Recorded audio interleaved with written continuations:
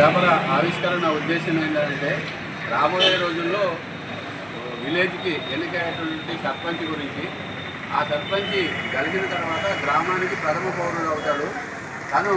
తన 5 సంవత్సరాల పాలనలో ప్రజలకి ఎటువంటి పాలన అందించాలనే ఉద్దేశంతో చేసింది.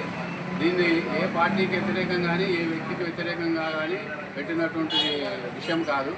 తను మంచి పరిపాలన అందిస్తే, ప్రతి ఒక్క గ్రామంలో ఉన్నటువంటి వ్యక్తి నా మనిషి అని అందిస్తే, తన లైఫ్ తర్వాత పాలన అయిపోయినటువంటి తర్వాత కూడా తన లైఫ్ లాంగ్లో తనకి మంచి పేరు వస్తుంది, మంచి గుర్తింపు వస్తుంది. మరి గ్రామం కూడా అన్ని విధాలుగా అభివృద్ధి చెంది డెవలప్ అవుతుంది. కాబట్టి ఆ ఉద్దేశంతో ఈ ట్రస్ట్ అమ్మా నాన్న చారిటబుల్ ట్రస్ట్ తరఫున నేను 1000 పేపర్స్ ముద్రించడం జరిగింది. ఈ పేపర్లో ప్రతి విలేజ్కి పంపించడం జరుగుతుంది, మరి ప్రతి వ్యక్తికి పంపించడం జరుగుతుంది. మరి ఎన్నుకునేటప్పుడు కూడా గ్రామ ప్రజలు చేయాల్సినటువంటి విషయం ఏంటంటే వ్యక్తిని చూడాలి.